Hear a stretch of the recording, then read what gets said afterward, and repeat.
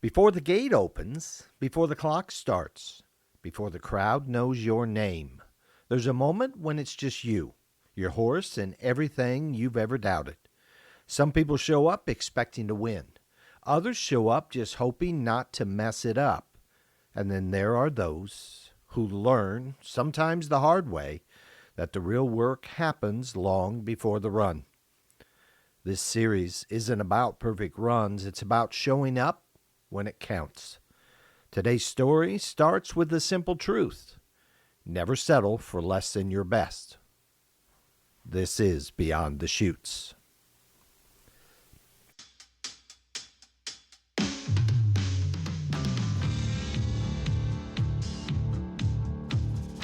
Welcome to Beyond the Chutes, presented by Parasite System, where we sit down with the people behind the stories, the miles, and the moments that never show up on a scoreboard. I'm Doug Simcox, and this is the first episode in a special series recorded at the First Frontier Circuit Finals in Harrisburg, Pennsylvania.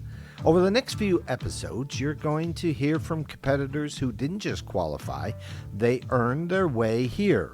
Different events, different backgrounds, same pressure. Today, we start with a story that sets the tone for everything that follows. Our guest is Karissa Landis, a barrel racer from Middleburg, Pennsylvania, and someone who understands that success isn't just about speed. It's about trust. It's about loss. And it's about learning how to show up for your horse when it matters most. We're talking about the run she's already made this week, the horses that shaped her, and the mindset that turned "if I win" into "when I do win." This is episode 1. Let's meet Karissa. We are sitting here at the Penn Harris Hotel on a Saturday morning. We are here at the First Frontier Circuit Finals, Harrisburg, Pennsylvania, and we've got a very special guest with us this morning. Karissa Landis is with us. She comes out of Middleburg, Pennsylvania, and she is a barrel racer. She's joined us this morning. We're going to talk about her runs that she's already had today, and let's meet Karissa.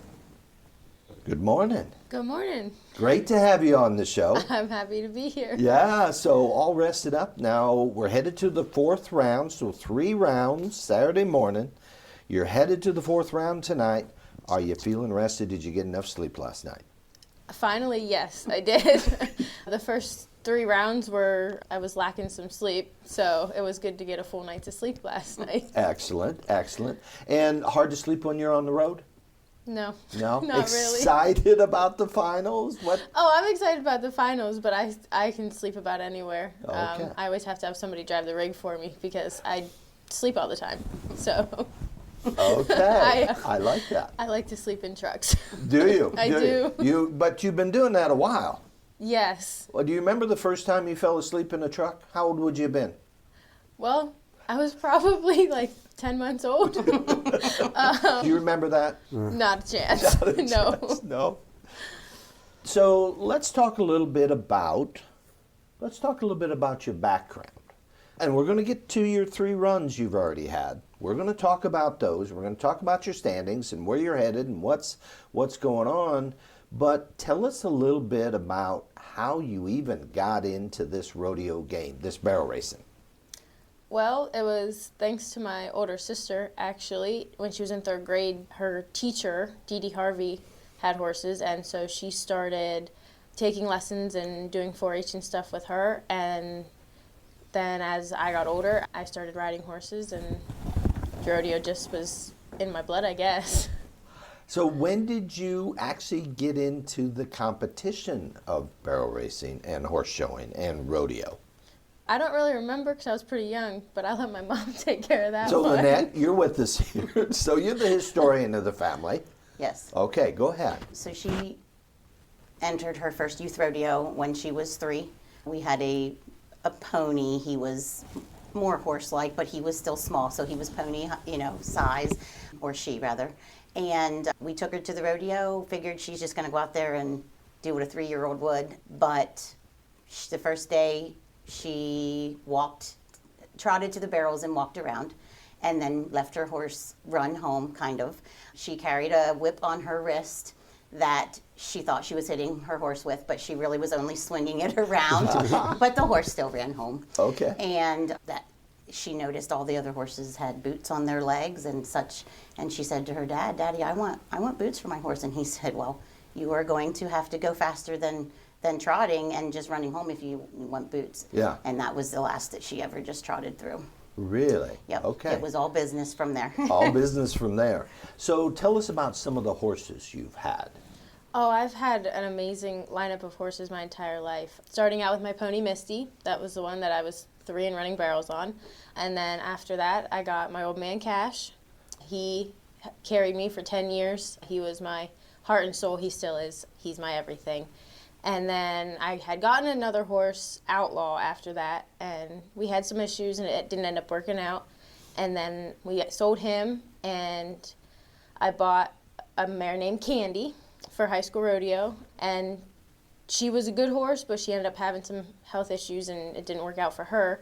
And then I was loaned 2 horses, Reba, by my trainer to help me get through my senior year of high school rodeo. And that is when I got Mac loaned to me, because the lady that owned him at the time figured if I was being trusted with Reba, she could trust me with Mac. And it all is history from there. I mean, she didn't know she wanted to sell him at the time. And after I had him for a while, I said, well, if you're going to sell him, I'd like the first opportunity to buy him, given that you do decide to sell him. And when she did, I was like, well, yeah, I want him. He was the first horse that I actually bought myself. Okay. So he is mine. Okay. And he has just helped me achieve every goal that Old Man Cash set up for me, made me want them. So Talk a little bit about Old Man Cash. How did you, there's a connection here between us. yeah, Go ahead. there is. I mean, I was 5 years old when I got Cash. I've had him for over half my life, and he was the best thing that happened to me. I mean, I don't remember much of it. I was 5, that was 17 years ago, but my mom remembers it pretty good, I guess. Yes, so we were desperately looking for another horse for her. She said to her dad, of course, we always go to Daddy for everything because, she kind of has him wrapped around her finger from very small. He is actually the one that spent a lot of time with her in a round pen, making her take the reins and do obstacles and things like that, just so she learned to control the horse. We were dairy farmers then, so he did not leave home much. So in the evenings when he was done, the older one and I would go trail riding, and at first she would stay back, and she had to learn to control the horse. Yeah. And he was not a horse rider, but we did have a horse that he would trail ride with us. When she was 10 months old, she would sit in front of him and ride. And as she got older and wanted to take those reins, he'd just sit there and let her do that. So, but then he started setting things up for her so she would learn on her own. And she was very independent. It didn't take long. And so she said to him one day, she said, "Daddy, I need a faster horse." And I'm like, man, we are in trouble. And so we started shopping, and her trainer, Jackie Wilt, I trust her very much, and did back then and still do. And I said, we're going to have to, find something. And I don't want anything real big because she was very small. And as a 5-year-old, her feet did not quite come off the saddle pad enough to even kick the horse. So we needed something that was pretty special. And I was looking, and I come across this ad. Laura Lee Thomas had posted this horse named Cash, and read all about him. It was perfect until I came to his size. He was 15.2, and I'm like, nope, scroll on. And about 2 hours later, her trainer calls me, and she says, I found the horse. And she started describing him, and I'm like, wait, is this the horse that Laura Lee Thomas has, that Cash horse? And she said, yep. She said, we're going. When does it suit you? She said, but we're taking the trailer. I'm like, yes, ma'am. So we did. We went out there, and she was kind of shy. We got out there, and Laura Lee Thomas's, we went to her mother's place. There was a lot of bull riders watching. Yes, I remember that. Yes. I had just a little bit of stage fright that day. Yes, we went to Everwind Ranch, and they had some bull riders there that day for whatever reason, and they saw me carry this little 10-inch saddle in, and they saw the horse that she had tied up there, and they're thinking, oh boy, they wanted to watch this. And she definitely was very intimidated, and so Laura rode him first, and she loped him through a pattern, and then she asked her, do you want to ride him? And Yep, she did.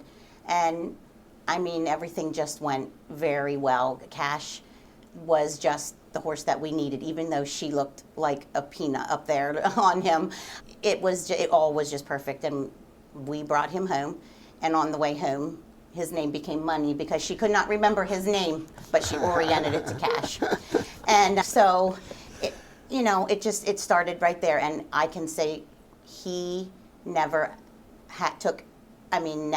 ever took advantage of her. Never took a hot lap, and just took off with her, even though he could have. I don't know that he ever really felt her pulling much when she was that small. But he turned out to be an amazing, amazing horse for us, and probably, I'm going to say, the best purchase I ever made. I didn't want to have to be buying horses every 2 years, and we didn't have to. I mean, it worked out, and he knew exactly if she wanted him to lope, he'd lope. If she wanted him to trot, he'd trot. If she wanted, when she would start going at him like Nikki Stoltzfus always did, that's when he knew, Mom says run, then I'm gonna run. And it just really came together nice, and he just was always solid for her. Wow. And that's where we told her, we're not going to these things to have a crying kid. If you want to do this, then you're gonna sit up and ride, and you're gonna sit up and ride right. And her trainer was very adamant about that, you're gonna be a big girl if this is what you're gonna do. And her little 10-inch saddle, it was just an all-around Billy Cook saddle, so she was doing a practice run at home, and he came to a stop right at the gate. He planted his feet right at the gate, and she bounced out of the saddle right up onto his neck, and there she hung. And I said, now what do we do? And Jackie says, we get her a barrel saddle, something that's deep, so this don't happen. And we didn't Velcro her in. We just let her learn to sit up and ride. And from what I can see, she doesn't need much bigger than a 10-inch saddle now.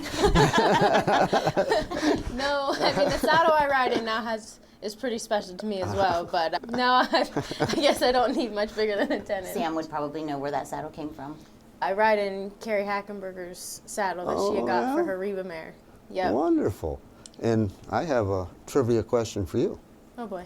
Do you know what Swearingen lives in your hometown? She announced the APR Rodeo. You do? Ashley? No. Ashley? No. Sarah. Sarah. Mike's Sarah daughter. does. Yeah. Mike's daughter. My brother's daughter. Oh, wow, I didn't know that. Yeah, Yeah. She's a trainer for a college down here somewhere. Oh, okay. Okay. No, you wouldn't know because she doesn't have anything to do with rodeo. But, Okay. yeah. I was going to say, So- we know, is it Jeremy? Yeah. Jeremy and Ashley, yeah. Mm-hmm. So talk a little bit about some of your success with Cash. Gonna put me in tears. So we had a lot of successful years. He did everything I always asked him for. Every goal I ever set for him and we achieved. And then in 2015, I lost my best friend, and we were going to the MBH Youth World show, and we were both coming home with world titles. We were determined. She didn't get to go on the trip, so I wanted to bring a title home for her, and we did. He won me the 4D Youth World title, and that was the biggest accomplishment in my career at that time. Still to this day is the best thing that ever happened to me. Talk a little bit about your friend.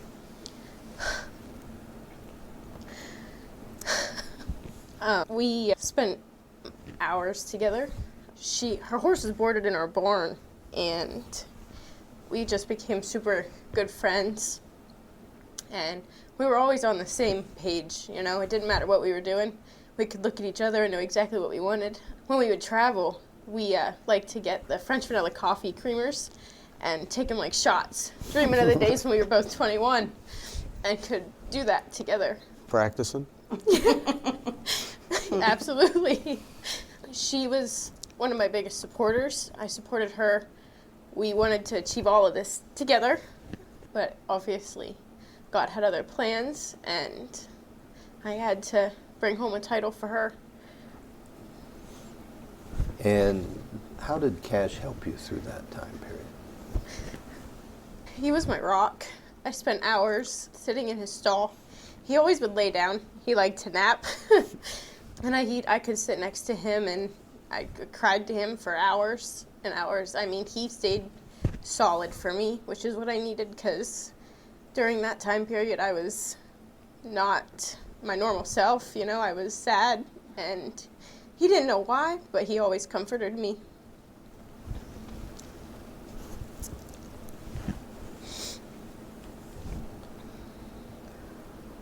It's good to have a friend. It is. And you're still connected with him today. I am. He's still the one that I go to when I'm having a bad day. He knows what is when I'm okay and when I'm not. And actually, when I first started leaving him at home, he did not like that. He would boycott eating and everything for Really? first 12, 24 hours. He would stand there and stare. He was so used to seeing me twice a day all the time. And when I started rodeoing without him, he threw fits. He'd run the fence line and whinny and holler and would make a big scene. And then eventually he got used to it. He was very protective. When I started breakaway roping, he did not like when I started riding another horse, because he was the only horse I rode for years. And when I got my roping horse, he did not like that. He would paw and snort, and he didn't like that other horse. And then he realized, oh, that horse isn't running barrels, so it's okay.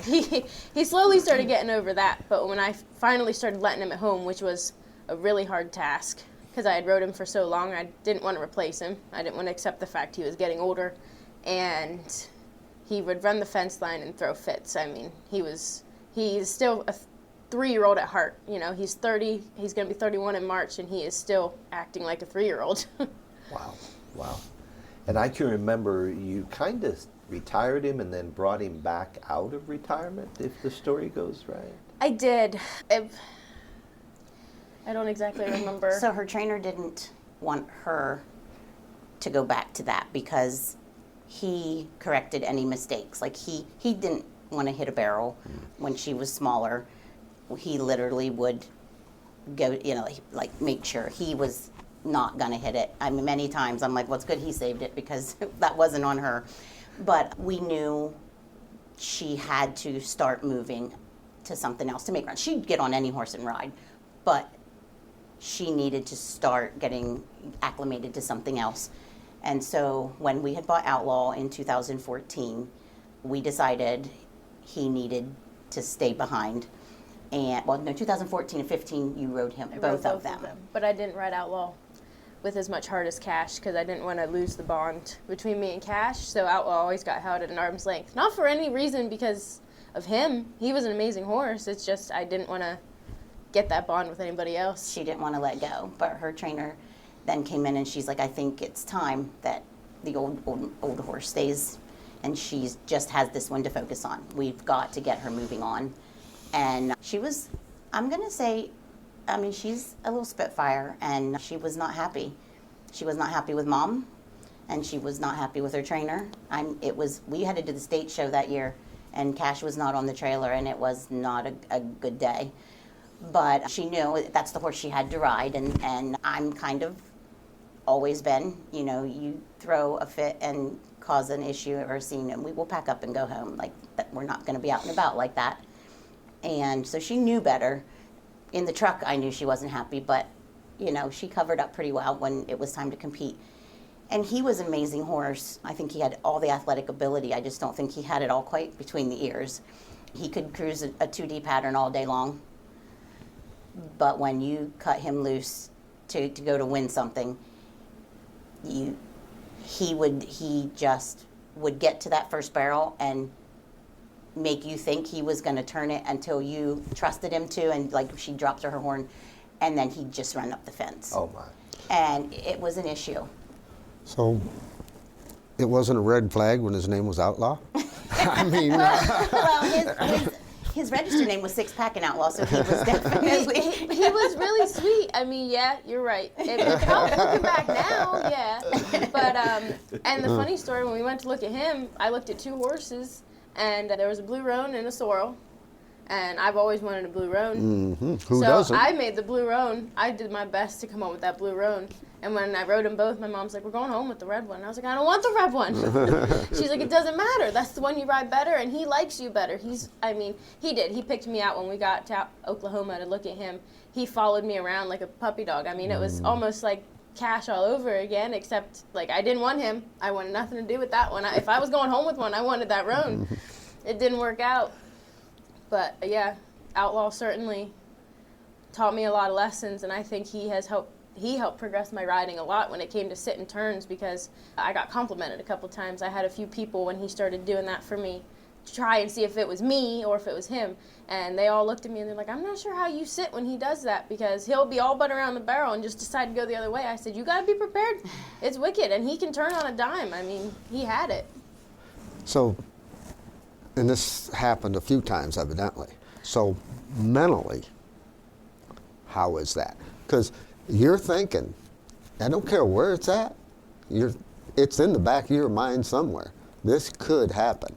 So it has to affect your riding. It did. It affected me on him a lot. I mean, so we figured out that if I stayed two-handed around the first, I could get him by it. Of course, he figured it out. He was smart. So he started freezing in the alleyway on me, and the minute I'd take one hand off the rein, he'd take off. Well, then I didn't have enough strength to get him back in underneath of me to help get around the first. I worked for, 2 years? Yeah. Almost 2 years trying to fix him, because I was determined at that point. I wasn't giving up on him. I knew he had the ability, and I was starting to like him. Him and Cash got along great, so I felt I could, let us get closer together, not keep him out at arm's length anymore. And I was determined to fix him. And then finally, my mom was like, he needs to go. Well, actually, Doug Kerstetter said to my mom, that horse needs to go. It ain't fun for her anymore. And he wasn't wrong. It wasn't fun running barrels on him. I never knew what to expect. But I didn't want to give up on him. He had the right mindset. I was like, if we can just skip the first barrel. He had the right ability. He had the right ability. Yeah. He didn't have the right mindset. But I was like, if we can just go from this, skip the first barrel and do the second and third, we're great. Can we just do that? We switched him to the left, thinking that would fix it. We had older people get on him to see if you could even a little more strength could get him set up for it, and he just. He outlawed a lot against the strong. When you tried to manhandle him, Yeah. as we say, really muscle him around, he did not like that. No. He got real nasty then. And not like mean nasty, but he got attitude. He gave it right back. He's like, you want to be that way? I'm going to be that way.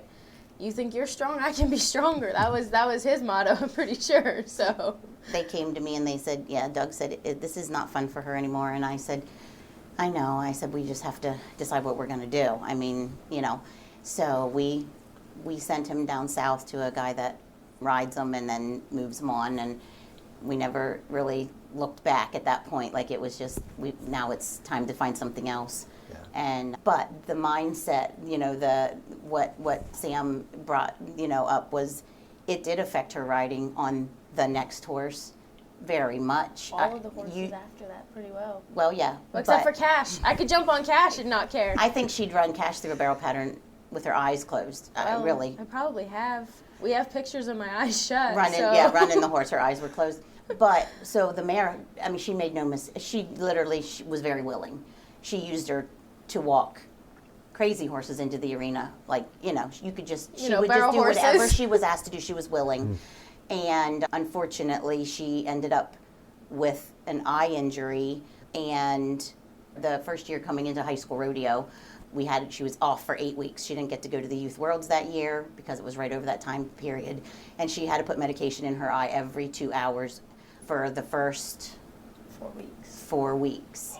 First 48 hours was every 2 hours, and then it went a little longer, but several times a day.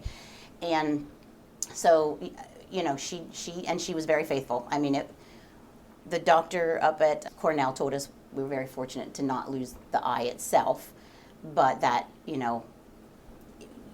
as long as we can get her through this, she was very determined, she was very cooperative. And she said there's really no reason that the mare didn't just close her eye and just let it, but she didn't. She took we could do the medicines very well. She would meet you at the stall door knowing what was coming. Yeah. And so her first year at high school rodeo, of course, it had a big blue spot over most of it. Really, she couldn't see. And she, of course, worked with her at the farm. she would work her horses anywhere. My husband called me one day and said, does your daughter have a death wish? And I'm like, why? He said, she's literally down here loping the horse beside the bagger, the ag bagger, like they were, filling an ag bag. And she's like, well, I was riding by, and he stopped and looked, and he said, she said, I figured if... Yeah, I wasn't even on one of mine. I was on Logan's horse at the time. I was on my She cousin's. said, if he wants to act that way, we're going to work right here until he gets over it. And I'm like, what do you do? There's a reason his name was Screwy Louie, you know? But so... that was her first horse for high school rodeo. She did barrels and poles, and she was solid, but there was something that we couldn't quite get our finger on. Beth Miller, you folks may know her from Jersey Shore. Her and I talked at the rodeos, and she's like, we're missing something. She got on her, and she worked her one Saturday afternoon just to feel her out to see if she could pick up on something. And I mean, we couldn't put our finger on it. The horse would not balk. But yet, in going through her runs, there was something, and you'd see it, like coming. She'd go into the first barrel and go to turn. You could always see the fear in her eyes coming back to outlaw. But it wasn't her. It was you could see the horse. Something was not right. Like it would be coming around the first barrel, or and she would take her home and just do slow work with her. She's like, I'll get it fixed. We'll figure it out. Just keep working at it. Was very dedicated to. We don't run a lot of pound runs at all at home. Like that's just something we don't do. You don't need to do that. Just keep them in good shape. And so it was just a lot of slow work. We'd go back to the rodeo, and she'd be feeling really good, and it would show up again. So we were at the farm show, her coming in, in January of her first year at high school rodeo, and which was 10th grade. Yeah, 10th grade. And she, after her first barrel run, she had a little trickle of blood. And was it. We didn't know if she had hit herself in the stall, like if it was something, not necessarily a bleeder or, never showed up after that. She took her outside, walked around a little bit, and we put her in one of the stock pens out of the big room because it was really hot and stuffy in there. So we put her in a stock pen. Bill said, go ahead, do it. So she was fine after that. She had barrels and poles to run that night, nothing. So Jackie's like, that wasn't what it was. She had to hit herself somewhere. Okay. Which wasn't surprising. I mean, when she was coming back from her eye injury, she actually hooked her halter and the mask that she had to wear on the one latch on her trailer, and she just stood there. She rubbed her head on everything. She I did. mean, she had no sense of like keeping herself out of getting hurt. A barrel horse. A barrel horse, yeah. So we just, okay. And I know about the bleeders and all that, but a lot of them, when it's not being taken care of, they'll balk going in the arena, or some of them just fight to get away. And she just was willing to do whatever she was asked to do. And come back around from January to the first rodeo of the season in September, and it was a Saturday, Sunday rodeo, and Monday was an open rodeo. At Wellsville. At Wellsville, and Monday she had her runs, and they weren't just what she wanted, but she got through them. And Monday she went to make a run, and when she came out, she was bleeding profusely. Oh, wow. And Beth Miller says, "That's it, right there is your issue." I see. And I'm like, oh, now what? Yeah. So Dee Dee Harvey had came to us and suggested we use a product that they had used for their horse, and we headed to the next high school rodeo. 2 weeks later, a month later, whatever it was, we were out It at was 2 weeks. Bullskin. Bullskin, yes. You would know. I was only ever there one I time. wasn't feeling very well that weekend either. She was cutting her wisdom teeth. She was in pain and miserable. And the first run we had on Friday night, smooth. And she was so happy. She didn't place, but, I think she was 7th or 8th, but she was so happy. So she was very confident on Saturday when she went to make her run and headed into the first barrel, come around the first barrel, amazing. Halfway across the pen, the mare just shuts down.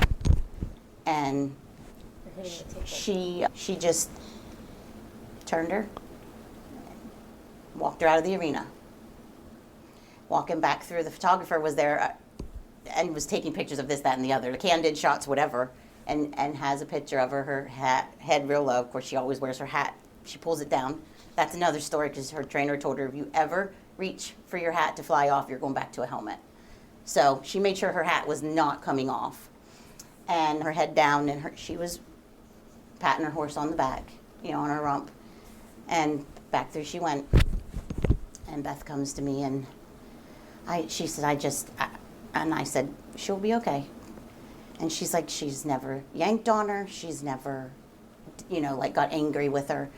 She said she just dealt with that very well. And I said, she better would have. I said, my child is not going to mistreat an animal, in anywhere, but, in public, you're out at a rodeo, that's not how we do things. If you have a training issue you need to deal with, you work on it at home and come prepared. My kid would have been caught yanking on her horse's mouth for no reason. We would have been loading up and going home. Yeah. And we're not perfect, but that's just not how you do things. And she said, it's no wonder that mare never gave up. She said, look at her. She's over there. That mare's been treated just like she won the whole deal. And I said, it's her horse. Yeah. That's what she knows to do, take care of her. Yeah.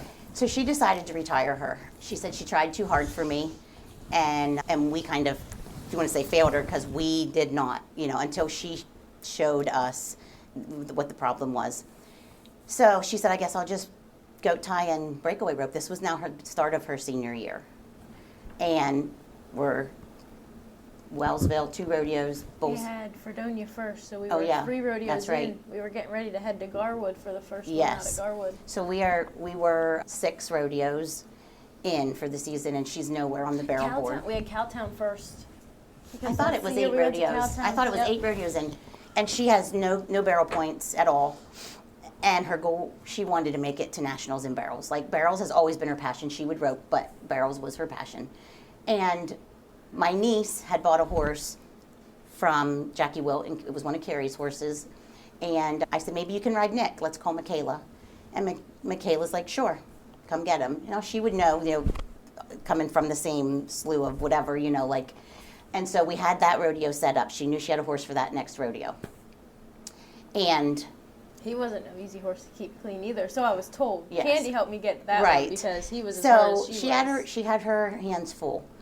And we called Jackie on the way home, and I said, she says she's not going to barrel race after this. She doesn't have a horse, and she's not making Candy go through this. And Jackie's like, ugh. So we just, Bolskin's a long ride home for us, and, it wasn't much. It was a very quiet truck Wasn't ride. wasn't much talking going on. I knew she felt defeated. And Tuesday evening of the next week, so we went home on Sunday.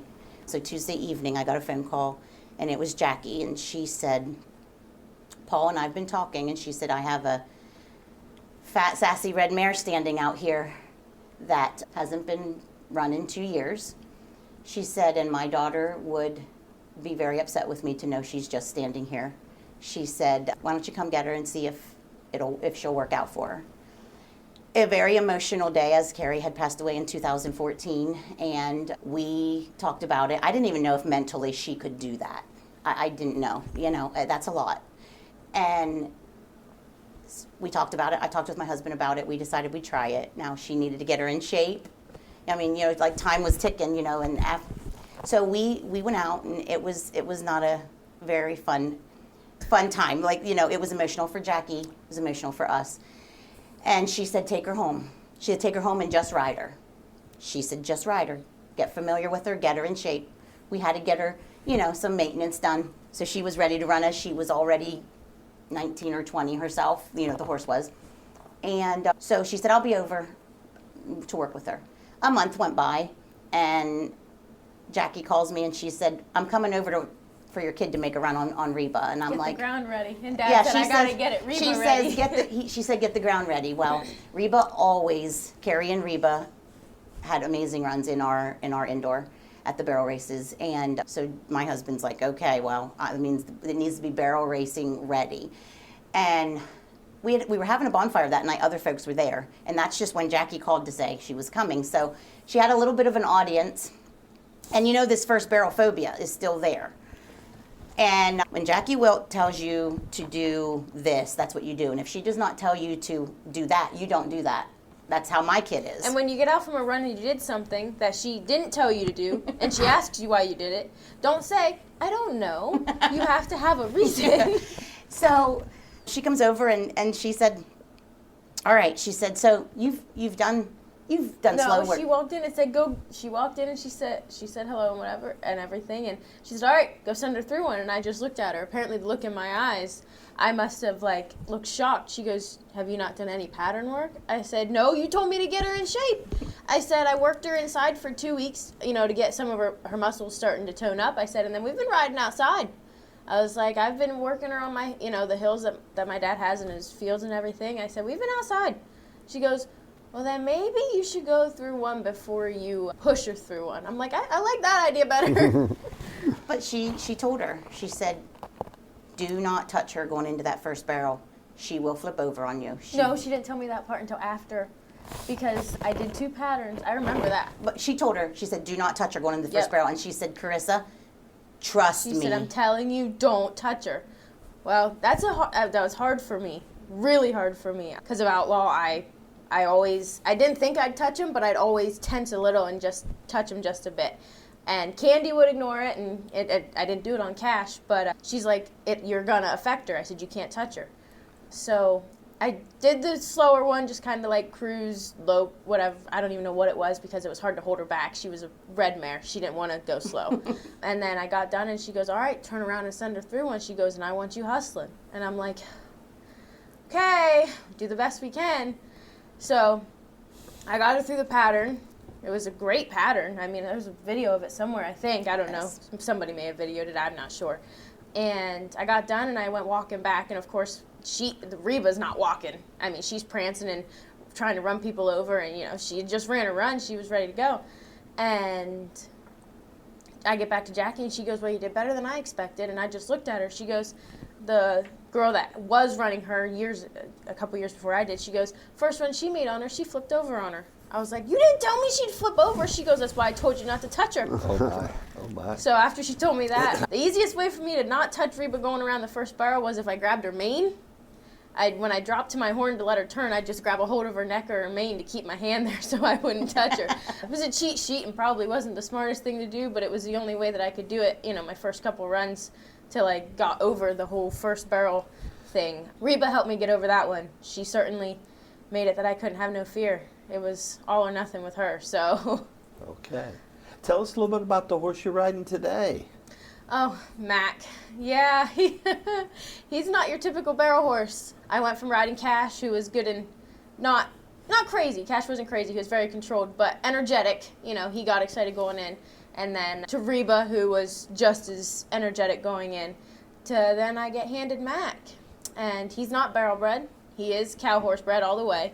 Honestly, he's kind of a laughing stock when we're warming up, all of us barrel racers, because they're all doing hot laps around me, trotting and whatever, and he's just dallying around, trotting real slow. I mean, he looks like he's in the wrong pen. I'm not gonna lie. And I'm like, listen, this is how he is. There's no changing him. He doesn't have a care in the world. If you go look in his stall now, he's probably sleeping. Where'd you find him? He found me. Oh, tell us. So Betsy Strauss bought him as a 4-year-old. I think he was 4 or 5. And I saw him run at our barn the one day. And I looked at my mom and I said, that's a horse that I would love to run just once. Him and Reba I always said I wanted to run him just once. I never thought I'd be where I am today. Never thought I'd have the ability to own a horse like them or compete at this level, But I always want, just one time, You ever see something and you're like, I just want to do that just once. And I just wanted to run him one time. And then my senior year when Jackie offered me Reba, that's when Betsy called me and she's like, well, did she call Jackie first? She called me when she saw that you were running. She called my mom. She said she figures if Jackie trusts me with Reba, she can trust me with Mac. And she was having some issues with him. He had some attitude, to put it mildly. He can't stand tied to a trailer. Not tied. Now, if you loop it through the little trailer hook, he'll stand there all day. But you put a knot in it, and he's sitting back. He don't like that. So when we're traveling all summer, he lives in pens. I don't even fight with him. It's not worth it. So he lives in pens and portable panels. And he found me, though, when she brought him to me. He couldn't hardly ride outside. He'd throw a fit, he was like barn sour. He just had a lot of small quirks. And she told me this. The first thing she told me was he hates kids. And I was like, well, that'll probably get fixed. I give lessons to kids. I have at the time I only had 2 nephews, but now I have 5 or 6 of them, and I was like, well, he's gonna end up getting over that, because I got kids at the barn all the time. I said, my horses get pretty desensitized when it comes to the kids and the noise, and he did. He loves the kids now, of course. It's because they give him treats, but got him over a majority of his quirks. The only main one that he has now is the not standing tied to the trailer, but He's doing better. He's doing better. It's just we don't. He does great for so long, and then he'll have a setback, whether it's, hair flew the wrong way or something. Literally. And Or then a it's plastic starting bag over. attacks But he's amazing. He's miserable to keep in shape. I love to ride him outside because that's when he rides the best. Riding in an arena to keep him in shape, you get more of a workout than he does. He's not easy to keep in shape. He's a lot of work because he's so lazy. So I ride him outside. But he's amazing. He truly, looking back, he is so much like Cash in so many ways. Now they're not.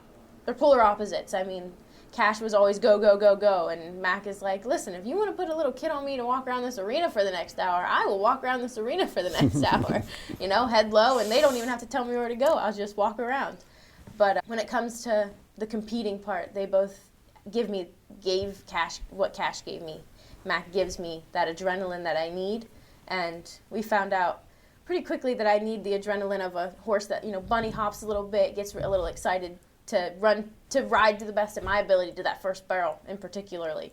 And I think it all goes back to because it's the easiest way for me to not have any fear, Okay. And I don't fear the first barrel on Mac. He's never done anything wrong, but every now and then you get that flashback of what if, even though it's not even the same horse. So he's helped me grow a lot. He's helped me achieve so much. He's amazing. He truly is. So tell us about your runs here at the arena. You've had some success already. I have this year. It's my 3rd year here, and my first year I came in, it was my rookie year. That was a stressful year in itself. And coming into my rookie year, all I wanted was the rookie buckle. I wasn't really gunning for anything else. The competitors here are, the top 12, they're the best. So I was coming here and I was like, I just need 3 clean runs. I just want the rookie buckle. Like, that was my goal. And he helped me get that. We had 3 clean, very consistent runs. No money won, but I didn't care because I was aiming for that buckle. That was the goal, And I got the buckle, and we headed home. And everybody's like, well, what's next? I said, well, I'm going to try and make it again, I want to get back there, and I want to do better. I know we can do better. I said, I think between the two of, not him, but I think I was safetying myself because I knew I needed to be clean. I don't think I was helping him at all. I was not doing the best of my ability. I had maybe had a little stage fright. Maybe the nerves got me. I don't know. I wouldn't think I had stage fright. I've competed in some pretty big arenas, but the nerves, something, I just wasn't doing my part. So I come back last year, and the goal was to win money in the go-rounds. Well, the go-rounds were a little tougher. Not any, because the horses, we still had the top 12 competitors, but horses, they were there to compete. There were some top-tier horses there. And I was a little discouraged after rounds 1 and 2. I hadn't won money. I was right there with them, and I was talking to Jackie, and I'm like, what do I need to do? I said, I'm like tenths out of being in the money. I said, I want money. And she's like, just keep riding. She's like, just do what you've been doing. And I'm like, okay.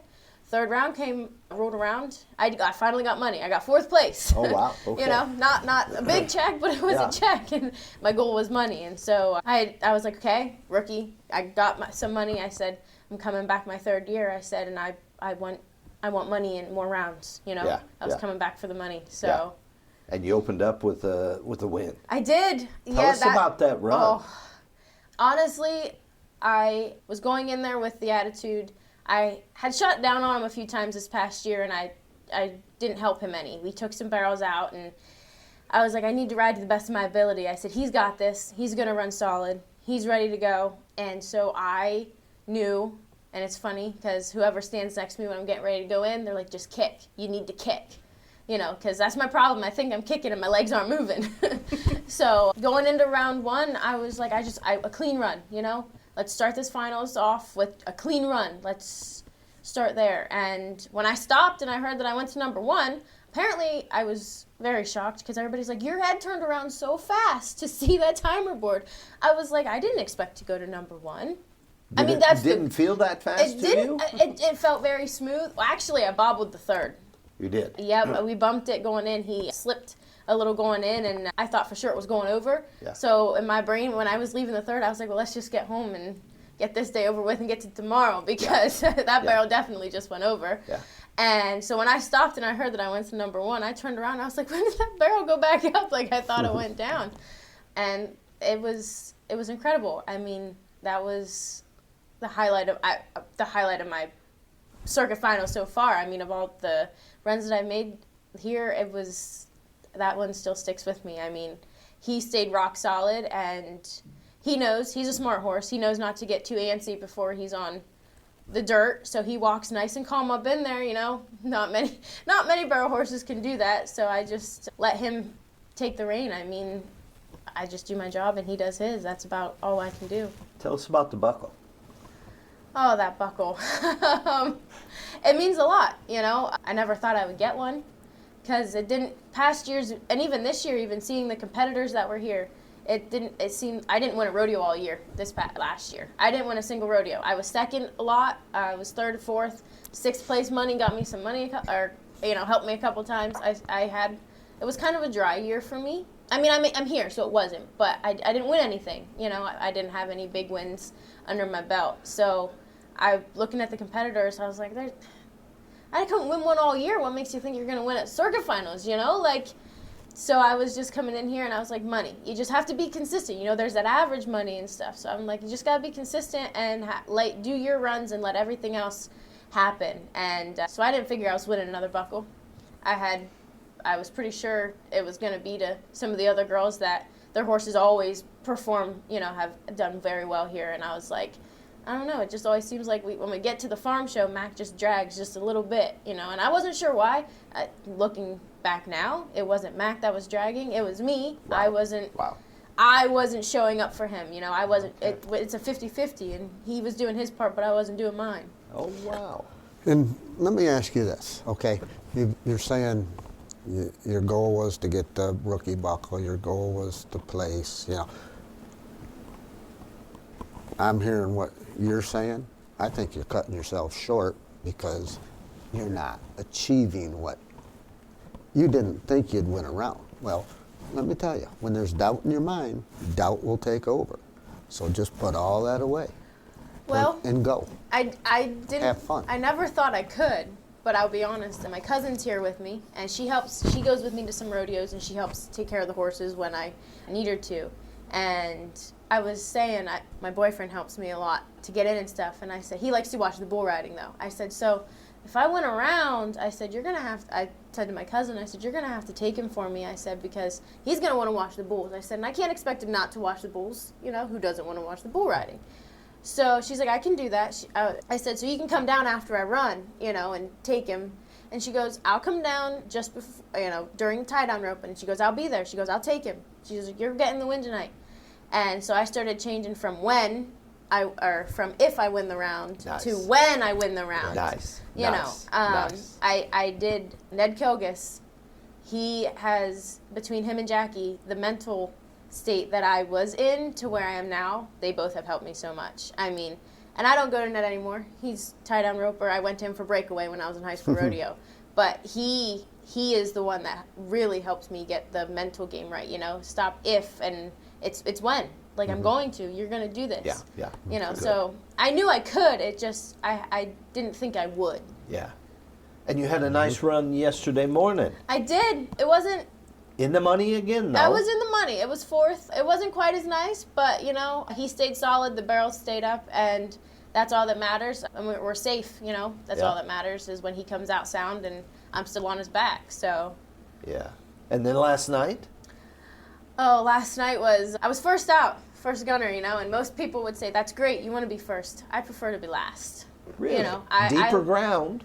No, it doesn't really have anything to do with ground. Okay. I just like to stay at the back and not know anything, and then go in there and, I don't know, Mac always shows up better when we're last. Really? I don't know if it's him or if it's me, between the two of us, you know, when we're last out, we usually can go in there and do pretty good. And so I was first out last night, and the nerves were getting to me there. I've never been first out at a circuit finals. Really? I've been first Okay. out at rodeos, but not circuit finals. Yeah, yeah. So like the anticipation of being the first out, you know, you can't wait for that one girl to be in there, and they broke the seal, you know. They were the first ones. They either were clean or they weren't, but they were out there 1st, you know. And so I'm sitting back there and I'm like, just a clean run. I just want a clean run, you know. I'm not asking for another round win or nothing. I said, but I want to let the barrel stand, you know. First person out, it don't look good if you knock the barrel, you know. And apparently I must have looked pretty nervous because everybody's like, are you okay? And I'm like, I'm fine. We're good. We're ready to go. You know, we got this. I said, I got to keep breathing deep because, you know, the calmer you are, the calmer your horse is. And the last thing I want is for my horse to slip somewhere or, you know, get nervous and clonk our heads on a concrete barrier or something. So I was like, we just need to stay calm and get in the arena. And when I stopped and they said that I was even faster, you know, I ran a 6.9. A 14.69 last night. I didn't think I was going to get faster than the 14.91 that I ran, you know. Yeah. I was really excited, and I didn't win. Willie Horzeppa did, and kudos to her because she had an amazing run from what I hear. I didn't see it. I was taking care of my horse. Yeah. But I'm happy to see her win it, and I was okay with a second place check behind her, you know. So what's the mindset going into tonight's final round? Same as it has been the first three. A clean, safe run and let the cards fall where they do. Okay. You know, Okay. I'm trying to not overthink it because I know deep down I have the ability to have another clean run. Mac has the ability because he's honest. You know, he's only going to hit if I quit on him, and it's going to be my fault if we hit. Okay. So we're going in there and we're just going in for another clean run. That's all we're aiming for. Okay. Final question. Young lady comes up to you. She might be 3, 4, 5. I don't know if you can imagine a youngster of that age wanting to get into the world of barrel racing. What might you say to her? I would probably tell her to chase your dreams. Yeah. You know, Yeah. that's something that I always look forward to. That was one of the biggest things that I like coming here, or wanted to get here. You know, years ago I was the spectator, dreaming of being here. I was in the crowd cheering on all the girls. You know, getting all the autographs, and I couldn't wait till I was the one pushing, you know, till I was the one in the arena and the kids watching me and everything. You know, that was a dream come true too. And every little girl needs to just chase their dreams. No matter what it is, you just go after it. That's Perfect. the easiest way to get there. Perfect. This has been great, Karissa, and good luck tonight. Thank you. Have some fun. I'm going to try. Yeah, let it roll. It's going to be a long night because I'm last out, so. Perfect. There you Love go. that. I do. That's I'm perfect. excited. I feel more ready tonight than I did the past. I got more rest last night, so we're ready to go. Have some fun. And remember the motto. It's more fun if you win. If you always stay humble and kind is what I go by, and never settle for less than your best. I like that too. Those are the two that I go by, and they're true. Never settle for less than your best, and I feel I've showed up for my horse this weekend. So. Perfect. Thank you for being on the show. Anytime. When the arena goes quiet, when the run is over, what stays with you isn't always the time on the clock. Sometimes it's the horse that carried you through a hard season. Sometimes it's the lessons you didn't know you were learning yet. Karissa Landis didn't come into these finals chasing headlines. She came in chasing clean runs, honest effort, and the promise she made to her horse to show up and do her part. And the results followed. She won the first round. She placed in every round. She finished second in the average, and she earned an invitation to the NFR Open in Colorado Springs this July. But maybe that's not the real headline. Maybe the real win is what made all of that possible in the first place. Because whether it's rodeo, business, or life on the road, the standard doesn't change. Never settle for less than your best. I'm Doug Simcox. This is Beyond the Chutes, and this is just the beginning. You've been listening to Beyond the Chutes as presented by Parasite System, helping vets help pets. Before we wrap up, we've got something for all you rodeo road warriors out there. A good friend of ours, Mr. Stan Cromlish, has just a thing to make those long hauls a little smoother. Hey, Rodeo Road Warriors! Stan Cromlish here from the Wandering Gypsy RV Life Podcast. Ever had a trip go sideways, faster than a bronc out of the chute? Grab my book, Rolling Smooth, How to Enjoy the RV Life Without Losing Your Cool. Packed with real RV stories, hard-won lessons, and a few laughs at my expense. Listen on Audible. Snag a copy at WanderingGypsyRVLife.com and catch the Wandering Gypsy RV Life podcast for more wild tales from the road. Don't just ride, roll smooth. Today's episode is also brought to you by Simcox & Company. 4 barbers, 4 generations strong, Deb, Tom, Eli, and Troy, keep the tradition alive. No appointment needed, just walk in, share some good conversation, and leave looking sharp. It's also brought to you by Nikki McLeod, whose albums Prepaid and Some Kind of Reckless are available now wherever you find your music. And I've been reading Steve Gander's new book, World's Toughest Rodeo, where an Iowa farm boy takes his Midwestern life lessons to rodeo. It's a fast-moving, page-turning ride through the grit and glory of the arena. It's out now on Amazon. This has been a BTC production. Until next time, thank you for listening.